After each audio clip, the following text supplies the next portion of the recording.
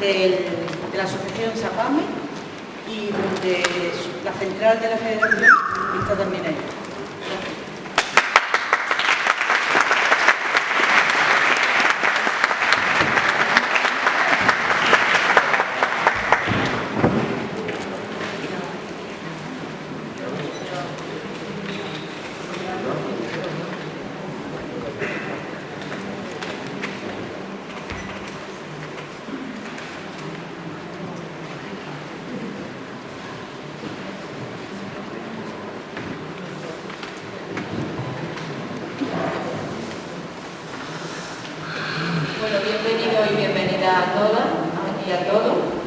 Vamos a ser breves porque hay que empezar por los talleres. Es un trabajo que, como vais a ver en la pequeña presentación que vamos a hacer, está todavía por terminar, con lo cual las conclusiones finales no se van a decir aquí y voy a intentar ser breve, ¿vale?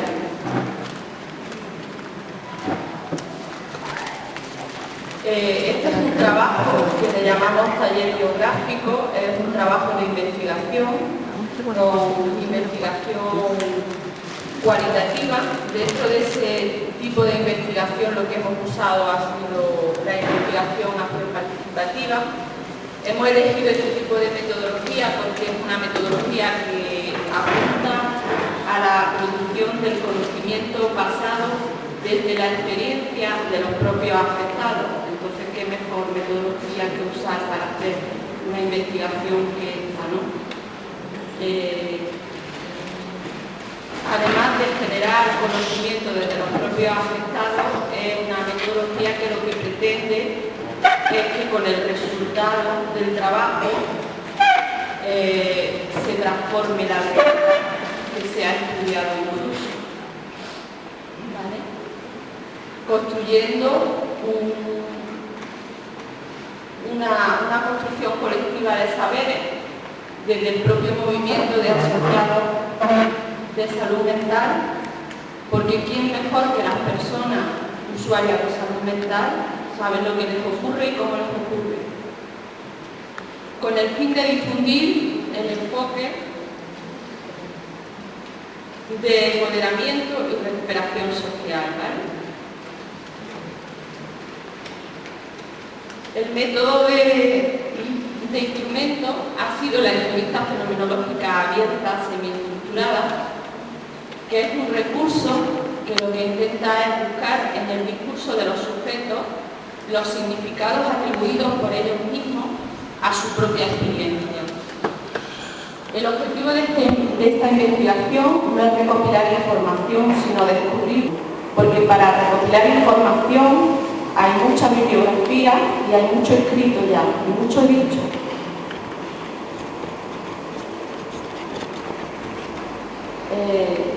El rol de las personas que hemos estado haciendo las entrevistas, que hemos sido Amaya y yo en este caso, no ha sido un rol de entrevistado. Hemos aplicado el rol de facilitador para que las personas que tenían que hablaran desde donde lo desearan y desde su propia experiencia. El guión de la entrevista, por supuesto, el guión de la entrevista es más largo de lo que aparece aquí, de lo que os vamos a mostrar. Es una entrevista que va increciendo, empieza con preguntas fáciles y preguntas que no comprometen todavía mucho en la experiencia de lo vivido y ha ido increciendo, y aquí hemos puesto una breve...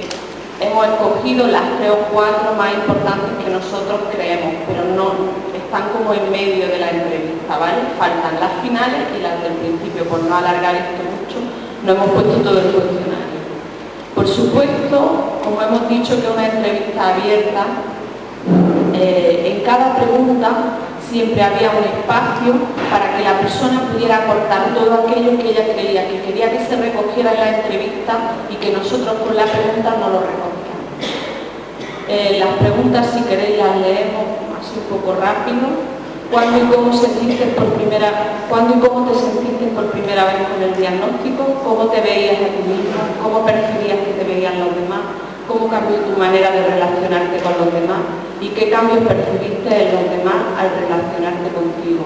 Otra de las preguntas ha sido qué cambios hubo en tu proyecto vital, tanto en relaciones familiares, en relación de pareja, amistades, trabajo, estudio, etc., a raíz de tener la experiencia de tener un problema de salud mental.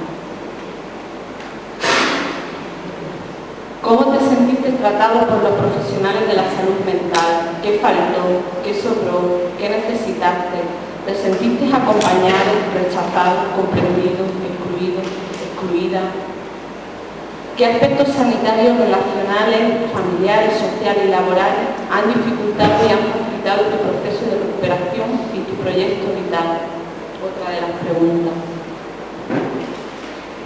Las características de la muestra de las personas que se han entrevistado, las vamos a decir así brevemente. Se han entrevistado a 25 personas, 7 son mujeres, de edades, las mujeres comprendidas las edades 3 de 25 a 35, 4 de 36 a 46, con estudios universitarios 3 de ellas, con FP 1 de ellas y con bachiller 3 de ellas. Solteras 5, divorciadas con hijos 2, en paro 4, jubiladas 2 y trabajando 1. La muestra de hombres han sido finalmente 13 hombres porque hay un sesgo aquí, porque hicimos 4 entrevistas en el hospital psiquiátrico penitenciario que solamente hay hombres en este hospital, por lo cual hay un sesgo aquí del sexo, pero queríamos incluir también la perspectiva y la visión de ellos, ¿vale? Los hombres han sido 13 de edades entre 25 y 35, 6, de 35 a 45, 4, de 46 a 55, 3, con estudios universitarios 3, con FP2, bachiller 3, básicos 5, solteros 9, divorciados con hijos 2, casados con hijo 1, pareja de hecho 1, en paro 4, jubilados 2 y trabajando 1. También tenemos pendiente de hacer la posibilidad de realizar 4 entrevistas a personas que vivan en recursos residenciales, que esto tampoco se ha hecho. Esas entrevistas están por hacer.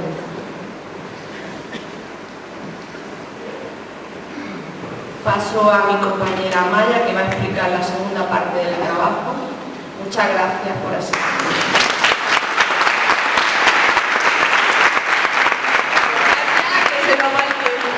Que lo vamos a explicar así rápido. Mira, esto son aproximaciones, ¿vale? El trabajo no está terminado.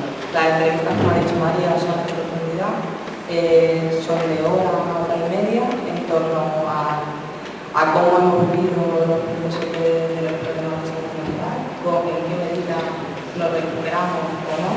Y una de las primeras observaciones que queríamos apuntar, lo que estamos viendo, es que en esta perspectiva de la recuperación se nos encontraba una contradicción de cuando la gente ha sufrido problemas de salud mental en épocas recientes, o sea, en la juventud de su vida, más que recuperar, había muchas cosas que no habían podido recuperar. Entonces nos faltaba un poco ese enfoque de recuperación, sí, de lo que había, pero de construcción de lo que se ha quedado cruzado también hay que empezar a enfocar también por ahí la cosa, ¿no? De ver qué es lo que ha faltado en la vida de la persona, hasta dónde ha podido llegar cuando ha tenido dificultades y en qué facetas de su vida se ha quedado sin desarrollar, ¿vale? Por eso poníamos lo de comprobar la correlación, el lenguaje así científico que estamos haciendo como de investigación y tal, la correlación con la aparición temprana de problemas de salud mental. Luego la segunda observación, que observamos que vemos como muchos mecanismos de defensa ante el estigma, ¿no? Incluso previo al diagnóstico, es decir, cuando la persona ya sí está funcionando o esto como una carrera de fondo o es un proceso vital también, no lo de construcción también de los problemas, como que sí se percibe cuando hablan de la infancia, cuando hablan de la adolescencia, por eso del taller biográfico, sí se percibe que hay bastante gente que es cómo se va gestando esto en la trayectoria de vida, ¿no? lo que vas viviendo, tú cómo te vas construyendo como persona. Pues desde la autorechazo, autoestima, culpabilidad, ya se detectan como en las primeras preguntas antes de la aparición de los problemas de salud mental, ¿no? El enfado y la rabia que hay con el tema de la autoestima, la tristeza, sobre todo sentimientos de infravaloración y de inferioridad, ¿no? Que sé cómo es como un pasito donde van poniendo piedrecitas y eso va compensando la balanza. Otra tercera observación, dificultad también en algunos casos previa a haber tenido problemas y que te hayan diagnosticado, de reconocer y expresar las propias necesidades. Se percibe como una dificultad a lo mejor en esa construcción de poder tener un poco de mirada para uno mismo y saber reconocer qué es lo que te tiene que vivir y lo que no para relacionarte con el mundo.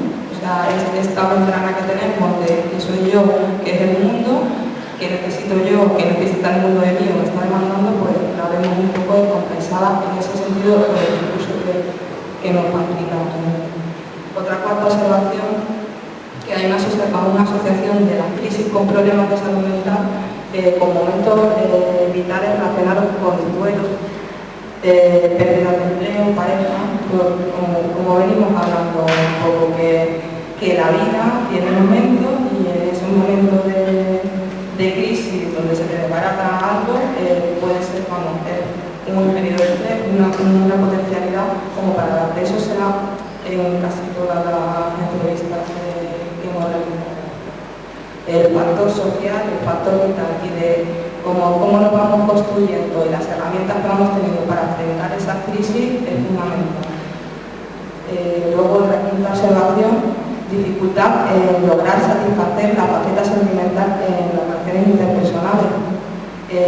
Lo que hablábamos antes de cuándo, en qué momento se trunca un poco la vida, trunca tu proyecto vital, eso te dificulta a poder llegar a lo que se llama un poco de vida de adulto, ¿no? Pues el tema de la pareja sí que veíamos cuando hablaban del macho del gato, hay mucha gente soltera o que ha pasado la divorciada, en el colectivo es muy general, ¿no? Entonces eso también es algo que se refleja en la mente. Y estos dos aspectos explican el gran número de personas en relaciones afectivas, lo que estaba diciendo, ¿no? Y la dificultad, en la experiencia interna con el manejo de las emociones, eso también se percibe en el discurso de la gente cuando nos habla de su experiencia, incluso la previa, incluso cuando tienes el problema y tienes esa dificultad porque en tu entorno socioafectivo también, dependiendo de cómo se responda, te puedes sentir solo, ¿no? En un momento. Y luego, tras esta observación, que las personas que presentan un grado mayor de recuperación lo han conseguido tras un proceso lento y exceso de tiempo. Es decir, esto es una carrera de fondo. Por lo que yo creo que veíamos antes, que además de recuperar hay que construir también otras facetas, porque no está.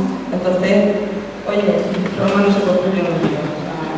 Y eso también lo estamos observando, ¿no? Que creemos que puede ser debido a la gran cantidad de aspectos vitales, ¿no? Lo que hablamos, que como somos todo holístico, tenemos diferentes facetas, pues hay en algunas que estamos como un poco mejor, hay en otras que le tenemos que poner más potencia y más fuerza para ello. Y que se han tenido que reestructurar en ciertas, ¿no? Como que sí vemos que la gente que en las entrevistas demuestra un grado mayor de autonomía y de satisfacción vital, en ese momento lleva un largo recorrido curándose. Y otra séptima observación, mejor aplicación del tratamiento farmacológico cuando la persona lo percibe como una herramienta para propiciar el proceso de recuperación, con el consentimiento informado, con la posibilidad de ajustar y negociar el tratamiento. Ahí sí se expresa en la mayoría de los casos que es una herramienta más y que sirve, ¿no? Y si no existe esto, sí se percibe como una imposición y como un castigo, generando actitudes defensivas ante la medicación, porque claro, sienten que el discurso es como que sienten que no te dan otras herramientas. No. Y la octava observación, valoración positiva y necesidad de que los equipos sean multidisciplinares. Eso nos lo ha comentado bastante gente, ¿no? A la hora de cómo te has sentido tratado en los servicios de salud, que la organización de la relación lenguaje explicativo y que dé sentido a la experiencia, es decir, que puedas comprender lo que te está intentando decir sobre lo que te está pasando. Pues tenemos experiencia, o sea, se recoge en la entrevista que no siempre es así. Está representando a la persona en ese momento como experiencia integradora de la propia biografía. O sea, es como que nos tiene herramientas para entender y para comprender. Muchas veces no se usa ese tipo de lenguaje y se valora positivamente cuando sí te encuentras más profesionales que en ese momento. Y bueno, hemos solamente extraído un par de frasecitas como a modo de pincelar de compañeros que están extraídas de la entrevista. Ahora mismo he encontrado una estabilidad que bueno, la vida ha sido brilla por muchas circunstancias, pero que al final yo creo que estoy viviendo la mejor época de mi vida, en salud en todo. Y otro, experimenté un declive emocional muy grande, como si me diera cuenta de que no podía seguir así, encerrada en casa y trabajar por mi cuenta, y si era o no quisiera, tenía que salir a comprar y eso ya lo hacía. Encontré a gente que me enseñaron su punto de vista y eso me ayudó.